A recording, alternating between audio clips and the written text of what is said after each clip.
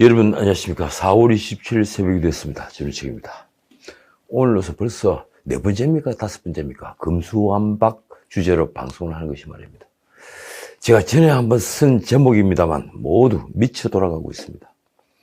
명색의 집권여당 권력자들이 자신들은 감옥에 갈 수 없다며 밀어붙이고 있는 이 금수환박에 새 권력자가 된 이들이 야합을 하다가 이 분노한 민심이 놀라 이를 철회하고 지금 쥐구멍을 찾고 있습니다. 그게 빌미가 됐습니다. 이 민주당 원내대표 박홍근은 국민의힘이 재협상을 요구하자 거꾸로 공작 정치라고 비난했습니다.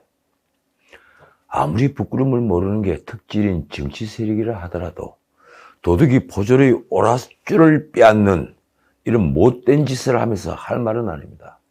얼마나 낯이 뜨거우면 자신들은 살겠다고 그런 후한무치한 짓을 벌이면서도 기자들 앞에서 당당하게 입법 강행을 자랑하듯이 말하겠습니까? 그게 70년 형사사법체계 틀을 부수는 걸 넘어 70년 헌법 정신을 파괴하는 꾸데타인 것을 그들이 모를 리가 없습니다.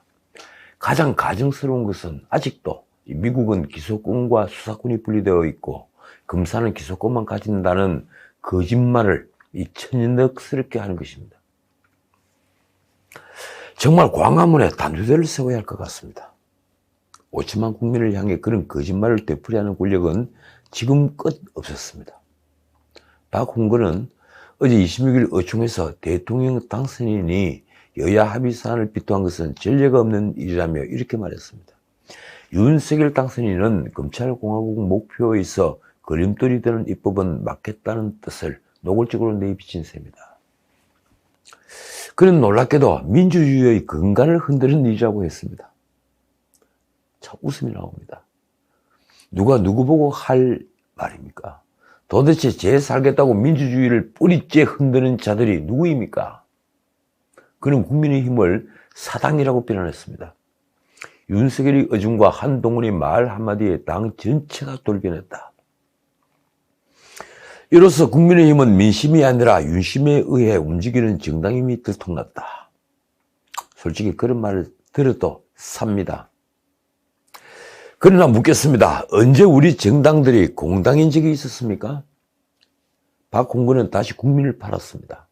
민주당은 국민께 약속한 대로 권력기관 개혁입법을 마무리하겠다. 그 약속을 누구와 했는가요? 오늘 법사위를 차질 없이 밟고 내일 본회의 소집을 강력히 요구해서 처리 절차에 임하겠다. 결국 민주당은 법사위 법안 소위를 통과시켰습니다. 지금 법사위 앞에서 대치 정국이 벌어지고 있는데 이 방송을 하는 셈입니다. 이 놀랍게도 이 민주당의 젊은 비대위원장 박지현은 이 국민의힘 의도는 너무 뻔하다면서 한술 더 떴습니다. 이렇습니다. 국민의 정치 혐오를 부추겨 온갖 불법, 편법과 입시 비리로 얼룩진 윤석열 내각 비리와 허물을 덮으려는 공작 정치다. 국민의 관심을 인사청문회가 아닌 검찰 개혁으로 돌리려 하는 의도라는 것입니다. 아무리 정치가 말로 하는 것이지만 정치인의 말은 정직해야 합니다. 며칠 뒤면 물러나는 권력이 구명도생, 그렇게 자기가 구차하지만 살아남겠다는 그 구명도생을 위해 이 난장판을 벌이는 것은 해외에서도 화제입니다. OECD에서 보다 못해 법무부에 서신을 보냈습니다. OECD 뇌물방지 작업반이 22일 보낸 편지 내용입니다. 뇌물방지 작업반은 우리도 가입한 반부패 역량을 점검하는 기구죠. 편지 내용이 이렇습니다. 한국의 검찰청법 형사소송법 개정안 입법에 우려를 표한다. 그 서신에는 중재안이 통과될 경우 부패 범죄를 비롯 모든 범죄에 대한 검찰의 수사 권한을 규정하는 법조항이 일괄 삭제될 것으로 보인다고 정확히 썼습니다. 그리고 한국 검찰청에서 해외 뇌물 범죄 관련 사건을 수사하고 기소해 왔기에 이번 입법 과정을 주목해 왔다며 이렇게 지적했습니다. 중재안이 한국의 반부패와 해외 뇌물 범죄의 수사 및 기소 역량을 약화시키는 일은 결코 없어야 한다. 더 부끄러운 건 뒤에 붙인 말입니다. OECD는 민주당이 공청회 등 충분한 의견 수렴 없이 5월 10일 이전에 통과 시기를 하는데 우리를 표한다며 이렇게 요구한 것입니다. 급박한 사안인 관계로 이른 시일 안에 답변을 주거나 이 사안에 대해 직접 논의할 기회를 주시길 바란다.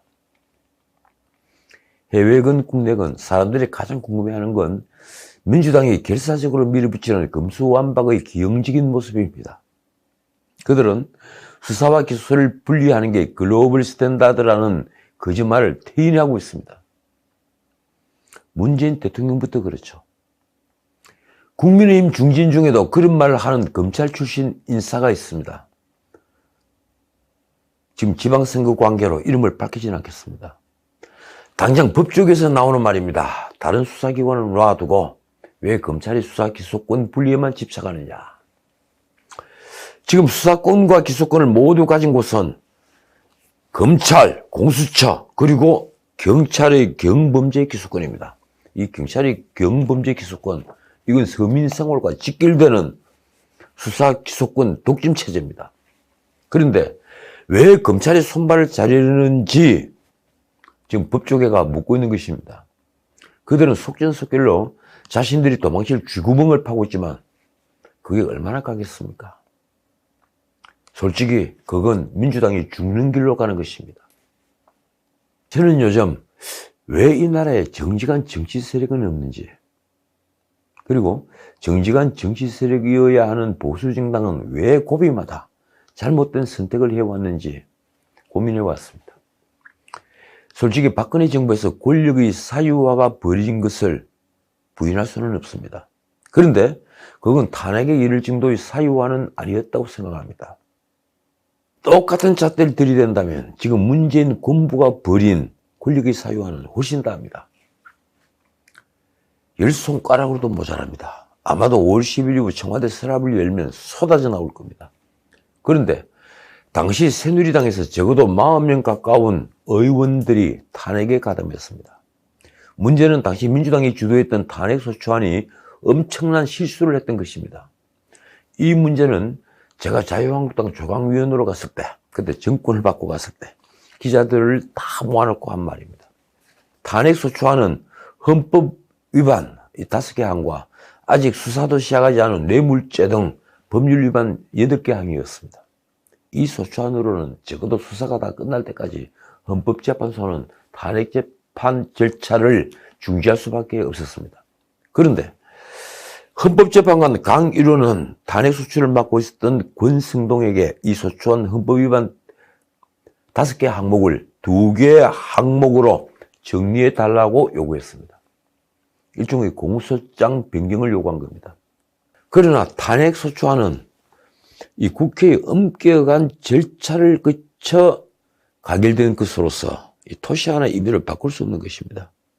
그런데도 이 권성동은 헌재가 원하는 대로 소추안 수정을 수용했고 이 탄핵 절차는 진행됐습니다.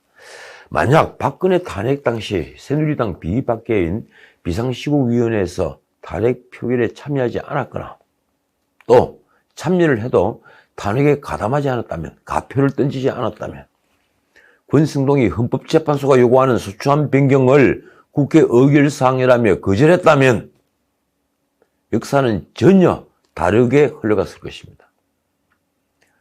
이번 검수완박 사태도 마찬가지입니다. 권성동은 독자적으로 움직이지 않았습니다. 이미 드러났지만 이준석과도 중재안을 의논했고 윤석열 당선인에게도 보고되었습니다.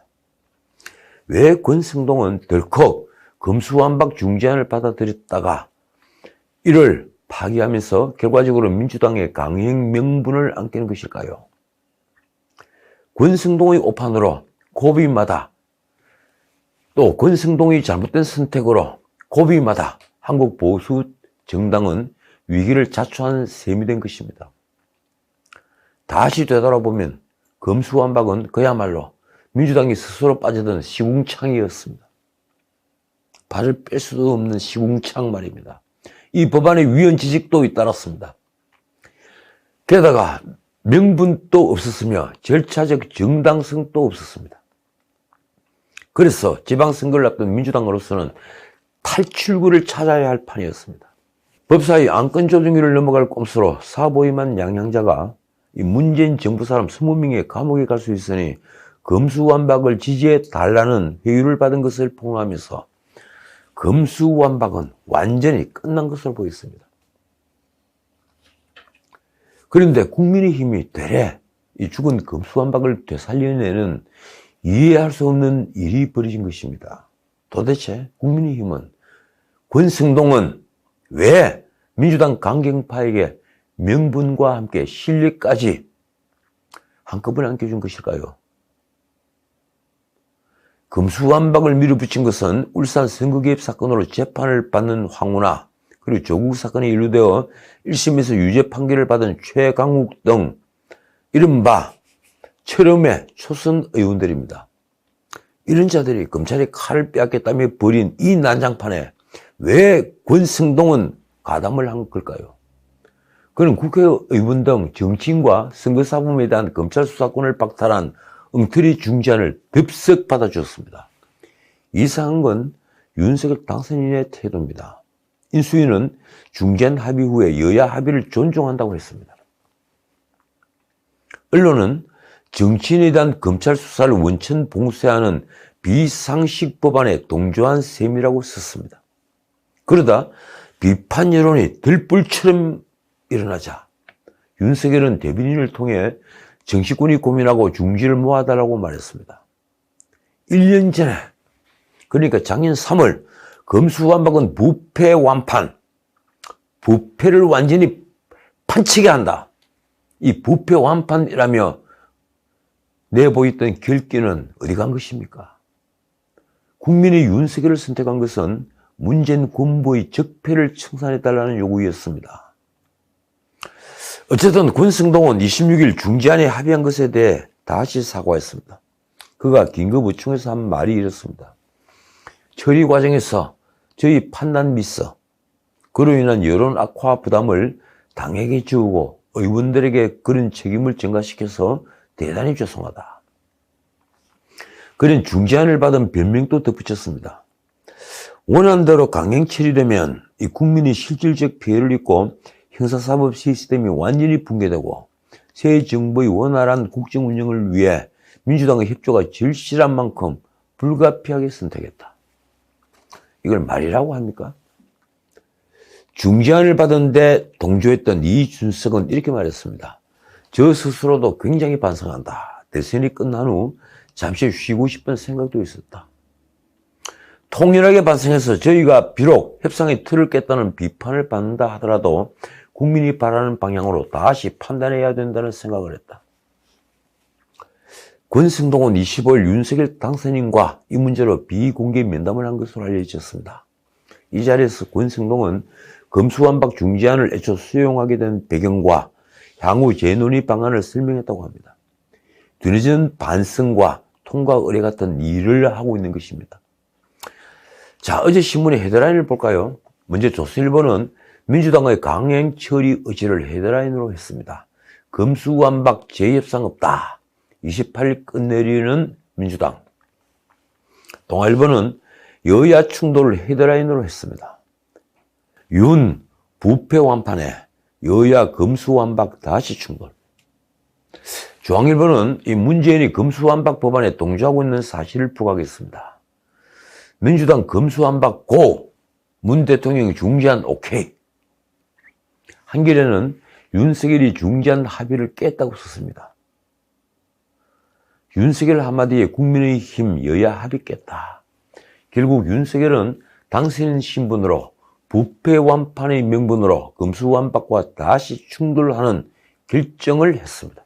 이대로는 안 된다. 조정이 필요하다는 윤석열 입장과 재논의는 없다는 민주당이 정면 충돌하게 된 것입니다. 배현진 당선인 대변인이 브리핑에서 밝힌 내용은 이렇습니다. 윤 당선인은 정치권 전체가 헌법가치 수호와 국민 삶을 지키는 정답이 무엇인가 깊이 고민하고 중지를 모아주기를 당부했다. 이제 중재안 재논의를 놓고 여야가 명확한 입장차를 보이면서 국회는 다시 대치 국면으로 접어들었습니다.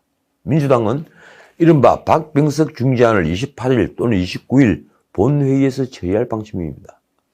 거부권을 행사할 게 뻔한 5월 10일 이전에 문재인이 이를 공포할 수 있도록 하겠다는 겁니다. 한국 헌정사에 길이 남을 코미디가 벌어지고 있습니다. 그들은 이 민심이 천심이라는 걸 알게나 하는 걸까요? 재밌는 것은 문재인이 검수완박에 대한 태도입니다. 그는 검수완박을 JTBC 손석희 인터뷰에서 가야 될 방향이라고 강조했습니다. 그런데 그가 덧붙인 말은 명백한 거짓말입니다. 법 제도적으로는 수사권은 기본적으로 경찰에게, 1차적 종결권은 경찰이 갖게 되고 검찰은 보안적인 수사권을 갖게 되는 형태가 세계적인 스탠다드가 되어 있다. 도대체 그는 어느 나라의 제도를 얘기하는 걸까요? 참 답답합니다. 공부를 하기는 하는 겁니까? 문재인은 강경파가 몰아붙이는 검수완박을 이렇게 옹호했습니다.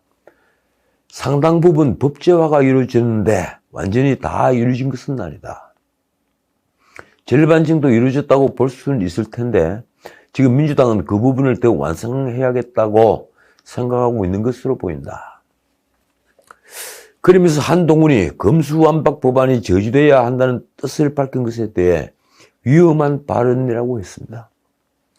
검경 수사권 분리를 찬성하지 않는다고 해도 충분한 과정을 거쳐야 한다고 이렇게 말씀할 수 있는데 반드시 저지하겠다 이런 식의 표현을 쓰는 건 부적절하다. 그럼 쿠데타를 충분히 논의하는 게 좋습니까? 반드시 저지하는 게 옳습니까? 문재인이 그 뒤에 한 말은 더 기가 막힙니다. 손석희가 살아있는 권력도 수사하라는 발언 진심이 있느냐고 묻자 그는 이렇게 말했습니다. 역대 정부 가운데 우리 정부처럼 이른바 대통령 주변의 특수관계자나 청와대 인사나 정부 인사 이런 사람들이 부정한 금품을 받고 정권을 농단한다든지 부당한 이권 특혜를 준다든지 이런 일이 전혀 없었지 않느냐. 묻겠습니다. 그래서 특별감찰관을 두지 않은 겁니까? 지금 논란이 되고 있는 타이 이시다제 사건. 이 사건은 문다혜와 그리고 이혼한 사위가 얽혀있는 사건입니다. 이 상징이 얽혀 있습니다. 그 사건은 도대체 무엇인가요? 그런 대화 중에 검찰이 정치화가 일단 문제라고 말하다가 검찰이 덮고 기소하지 않으면 처벌할 길이 없다고 말했습니다. 그러면 경찰이 덮은 사건은 처벌할 길이 있다는 말입니까? 문재인이 윤석열이 대선 승리에 대해 한 말이 뉴스가 됐더군요. 결과적으로 다른 당 후보가 돼서 대통령에 당선된 것은 참 아이러니한 일이다. 인수위 배인진 대변인이 받았습니다. 그가 정례 브리핑에서 한 말입니다. 지난 시절 검찰뿐만 아니라 경찰, 국세청 등 정부 부처의 모든 권력기관을 통해서 상대 진영을 압박하고 그 권력을 사유화했다는데 국민들이 상당한 피로감을 갖고 있다. 윤 당선인이 탄생한 배경도 바로 그 때문 아니겠냐. 그 뒤의 말이 전국을 찔렀습니다. 문 대통령께서 참 아이러니하다고 말씀하셨지만 저희가 굳이 설명하지 않아도 그 누구보다 문 대통령과 민주당이 가장 잘 알고 계실 거라 생각한다. 자, 오늘은 여기까지입니다. 민주당에게 또 호재가 하나 생겼습니다. 윤석열 당선인이 취임식 후에 귀빈 만찬 장소로 경호와 교통 문제 등 이유를 들어 신라호텔 영빈관을 확정하자 비판을 쏟아냈습니다. 정책위 의장 김성환이 26일 원내대책회의에서 청와대를 개방하더라도 청와대 구조상 얼마든지 영빈관을 독립적으로 사용할 수 있다며 한 말이 이렇습니다. 그런데 역대 최대 취임식 비용과는 별도로 고급 호텔을 빌리고 수백 대의 어전 차량을 대여하는 등 수억 원의 예산을 추가로 사용할 예정이다. 국민 혈세를 이렇게 낭비해도 되는지 묻고 싶다. 이에 박주선 대통령 취임 준비위원장은 호합한 취임식을 준비하고 있다는 공격은 어불성설이라고 반박했습니다. 예산 33억 8천만 원으로 이 역대 대통령 취임식 예산으로는 최고가 맞다. 그런데 예산은 윤 당선인이 요청한 예산이 아니고 취임 준비위에서 요청한 것도 아니다. 미리 잡혀있는 돈이라는 겁니다. 그는 만찬 행사를 신라호텔 영빈관으로 잡은 이유는 이렇게 말했습니다. 청와대에서 만찬을 치르게 되면 경호 문제로 5월 10일 청와대 방문객들이 오후 2시부터 외부로 나가야 한다. 그래서 부득이 우리가 제3의 장소를 찾은 것이다. 제가 한 말씀 드리겠습니다. 미국 7대 대통령, 그러니까 미국의 대중민주주의를 처음으로 도입한 대통령입니다. 이 앤드류 잭슨은 영미진정이 난 영웅으로 서부의 변호사 출신입니다. 그는 워싱턴에서는 인기가 없었지만 국민의 열렬한 지지를 받았던 보통선거, 평등선거 확대로 등장한 대통령입니다. 영미진정 후에 전쟁에 참여한 사람들에게 모두 선거권을 줬으니까 말입니다. 그는 취임식 저녁 호화만찬과 무도회 대신에 백악관 식당에서 조촐한 식사 모임으로 축하를 대신했습니다. 윤석열이 배워야 할 것은 너무 많습니다.